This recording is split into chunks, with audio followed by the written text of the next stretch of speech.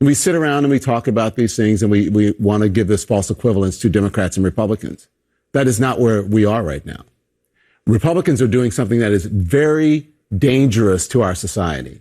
And we have to acknowledge that. We have to acknowledge that as Americans. We must acknowledge that as journalists, because if we don't, we're not doing our jobs. We cannot sit here and pretend like, well, Republicans, cut them a break. We want to hear whatever. They have a lot to answer for in this moment. All right, guys. So that is Dummy Don Lemon openly rebelling against his new bosses at CNN, saying, I'm not going to be bipartisan. I want to continue to be a partisan hack. I want CNN to continue to not be the #1 trusted name in news. I want CNN to continue to lose to Fox News and MSNBC, essentially making them the little brother of the 3 propaganda networks. Okay, that is what Don Lemon is stating, right? That is what he's stating. Okay, as CNN and their new bosses allegedly, they're trying to make the network less partisan, okay? Because CNN, for the last 4 years, at least since Trump was elected, has been a cheerleader, a arm of the Democrat Party, okay? They've done nothing but attack Trump all day, every day. And that is a strategy that worked when Trump was actually in office. But as soon as Trump left office, their viewership really tanked, okay? And again, the reason why is because, one, nobody wants to see them attack Trump all day. Okay. 2, they're not as left-wing as MSNBC, right? They will never beat out MSNBC. On MSNBC, they are openly calling for civil war with Trump supporters, right? They're openly saying that Trump supporters are Nazis on MSNBC.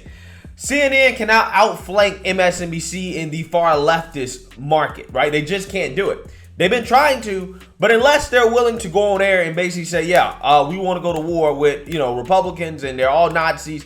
If they're not willing to go as far as MSNBC, they won't beat them, okay? CNN truly does need to be the network that people can go to between Fox News and MSNBC and say, you know what, I'm going to get both sides, okay? I might not agree with all the anchors, but I know if I go to CNN, I'm going to get both sides of the story. Now, it's going to be a struggle to get there for CNN because both sides of the aisle are going to hate them for this transformation. However, once they develop a reputation for actually having both sides of the story here, okay, and not just being a partisan hat network, there are a lot of people that are just going to go to them and be like, all right, how do I cut out the noise from Fox News? How do I cut out the noise from MSNBC? I'm going to go to CNN, right? That is where CNN should be. But the only way for them to get there is for them to do something that they quite honestly don't want to do, which is to have Trump supporters on the network. You need to have people who support Trump on the network because the establishment Republican Party represents a minority of the Republican Party, okay? Those people still voted for Trump, right? The anti-Trump, we're never going to have anybody from Trump's side of the aisle or his team on the network. That's not going to work, bruh, right? Trump supporters represent a majority of the Republican Party. If you're not getting their perspective, you're not getting the perspective of the Republican Party. That's just the reality of the situation, okay? So that is what CNN needs to do. But until then, the owners at Discovery are essentially sending a strong message to the staff that is still there, the woke staff, that, hey, we're going to have a network-wide purge and that heads are going to roll under new ownership, okay? We just sent Brian Seltzer and his bald head out the door, right? We're about to send more people out the door. Nobody is safe is what it seems like. And again, this has created panic among the woke employees at CNN. So I want to read about this. But before I get into that, I just want to let you guys know, if you like my channel and you want to support my channel, you can check out my new merch, my donkeypox shirt, the disease that's affecting America, or my hashtag no days off / hard work patriotic t-shirts, or my MAGA hub shirts. There are plenty of shirts that you guys can check out at my website, gforemanbcp.com. Get 20% off using discount code gforemanbcp. So without further ado, let's go ahead and get into this, okay? Let's read about how the woke staffers at CNN are panicking because they might lose their jobs. Employees at CNN are reportedly panicking as Chris Licht, the company's new chairman and CEO, is continuing to cut some of the network's most hyper-partisan leftist quote-unquote talent. The Daily Mail reported that staffers at the far left network, which is trying to become more nonpartisan, fear a network-wide purge of, quote, woke talent at the company. Quote, people are freaked out. One CNN journalist said, quote, it almost feels like there's a pattern. Is there a purge going on? They seem to be sending a message. Watch what you say. Watch what you do. Okay, so here's the interesting thing, guys. Where have we heard this before?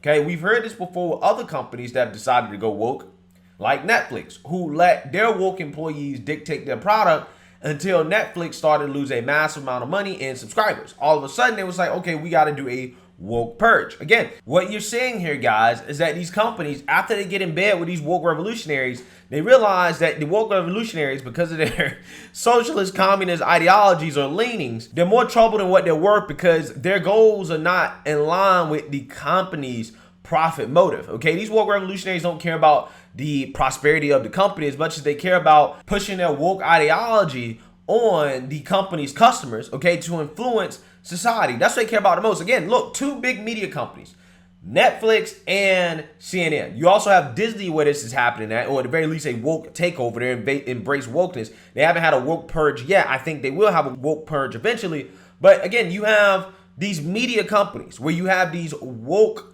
employees that want to have a large influence on the company. Why is that? Because they understand that media is a tool to reach the masses, okay? And if you can reach the masses with certain messaging, you can influence the masses. It's really that simple, right? The woke mob understands this.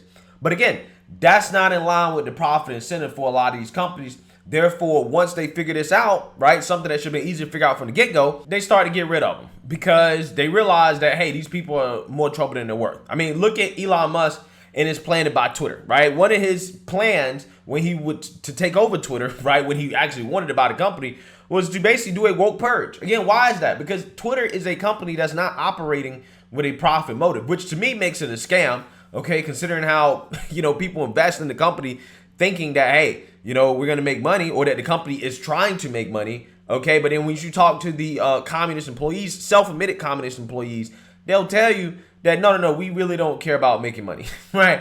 We're not really trying to make money, okay? Which is fraud in my opinion. But in CNN's case, they are a news outlet. So wokeness is essentially ruining their brand. It is ruining their trustworthiness, okay?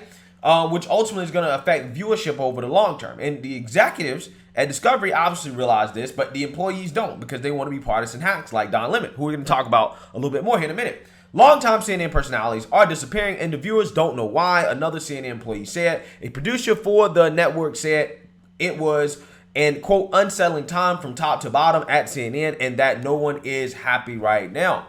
The panic comes after CNN parted ways with hard left White House correspondent John Harwood this week following hyper-partisan remarks from Harwood, including a tweet in which Harwood claimed, quote, Biden's assertion that Trump and extremist Republicans pose a threat to democracy is undeniably true.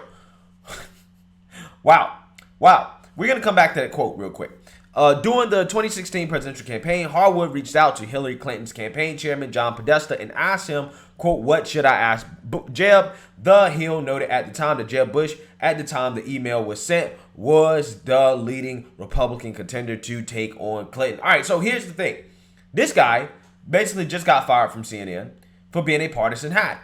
Because during the 2016 campaign, he was working as a basically Hillary operative, a journalist, but really just, a propagandist for the Hillary Clinton campaign, and basically taking questions from her to ask Jeb Bush. Again, just blatant partisan hackery here, okay? And then he put out this tweet where he claimed that Biden saying that Trump supporters pose a threat to American democracy is just a true statement. Apparently, maybe that was the, last straw. And if that's the last straw for him, then it should be the last straw for Don Lemon, who outright denies that Biden called Trump supporters fascist. Made a distinction about Republicans. Exactly. You said, listen, I hate doing this because it makes me seem like it's political. But if you're going to come on and distort the truth, he did not say all Republicans. He's not talking about all of the 75 million people or 70-some million people who voted for Donald Trump. It is as plain as day. He went out of his way and said, I want to make it very clear. And even when he gave the speech earlier in the week, he talked about a MAGA philosophy, a semi-fascism of MAGA philosophy. He didn't say Republicans were fascists. So why are we playing this word game or pretending that the president did and said something that he actually didn't say? I cannot let that stand, Alice. He did not say that. Don, as a Republican, I'm telling you what Republicans heard. How exactly did he attack all Republicans? Where did he say all Republicans are MAGA Republicans, or all Republicans are fascists, or all Republicans are bad? What was his exact language? Where did he say that? Don, he started last week when he called Republicans fascists. And he did not call Republicans fascist, Alice. He did not call Republicans fascists. He said he compared the MAGA philosophy to semi-fascism. He did not call all Republicans fascists. That's just not true. I'm sorry. It's not true. Don, I hear what you're saying and what you're trying to do. I'm telling you what Republicans hear when he's saying that. He's putting us all in... Is there something wrong with Republicans' ear or the way or their interpretation because they cannot hear? Do they hear differently than other people? Because that's not. And again, if I say I'm talking about MAGA Republicans and not all Republicans, how do you hear the word I'm talking about all Republicans? Well, Dummy Don, if you wasn't a partisan hack, you would know how people hear all Republicans, because most of the Republican Party, a vast majority of the Republican Party, are MAGA supporters in the sense that they support MAGA policies, even these so-called never Trumpers. A lot of them are pro-Trump's policies, right? Like, for example, anti-Trump #1 Liz Cheney voted with Trump like over 90% of the time. And even Republicans who don't like Trump, most of them still agree with, again, MAGA policies. So with that being said, if you take people who like Trump and agree with MAGA policies, plus people who don't like Trump and agree with MAGA policies, which would be people who probably like Ron DeSantis, that makes up probably 95+% of the Republican Party. Okay? There are not very many Republicans at all that don't like Trump and don't agree with MAGA policies. There's a reason why the man got 70 million votes, right? There's a reason, okay? Because a vast majority of the Republican Party, some of whom don't like Trump, but they agree with his policies. So when you say MAGA philosophy is semi-fascism, what 95% of the Republican Party is hearing is what I believe in, the core principles that I believe in, are semi-fascism according to Joe Biden. But again, it would take some critical thinking skills from Don Lemon to figure that out, which is something that he lacks. He doesn't have the critical thinking to actually figure out why would most people in the Republican Party think that that's an attack on me for them to say MAGA philosophy is semi-fascism. Well, again, it's easy because a vast majority of the Republican Party, whether or not they like Trump is irrelevant. They do agree with his policies. So when you attack his policy, when you attack the philosophy, you're attacking them, okay? It's really that simple, right? It's really that simple. Harwood's departure comes weeks after former CNN reliable sources host Brian Stelter recorded his last show and exited the network. Stelter's exit reportedly came at the behest of CNN chief Chris Licht, who took over the network in February after Jeff Zucker's exit. Licht has reportedly been driving CNN towards adopting a more nonpartisan stance in its news coverage. Licht started to evaluate the hyper-partisan so-called talent at the network shortly after he joined CNN, as he aimed to dial down the extreme partisanship that has plagued the network in recent years.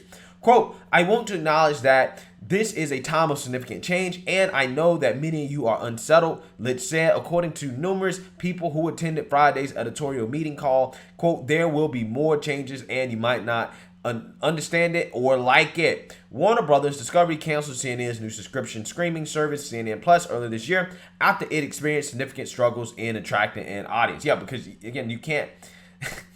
nobody would pay to watch CNN, okay? You can't even pay people to watch CNN. You know ain't nobody gonna pay to watch CNN, right? A special on Brian Stelter, right? A paid Brian Stelter show. Somebody at CNN, some executive, thought that that was a good idea, okay? And nobody came into that guy's ear and said, nah, we shouldn't do that, right? We should veto this idea, which tells you that most people at this network need to be fired, okay? They need to be let go because they have no clue what they're doing whatsoever. And it seems like CNN's new corporate owners, I think they have the right idea for what they're trying to make CNN but it's going to take some time to get there. And until then, it's going to be interesting to see how CNN pulls this off. Are they going to get rid of their most partisan hacks like they did with Brian Seltzer by getting rid of Don Lemon and Jim Acosta, or are they going to balance out some of their more partisan left-wing hosts with, hosts that are just as partisan on the right, or more people that are representative of the Republican Party?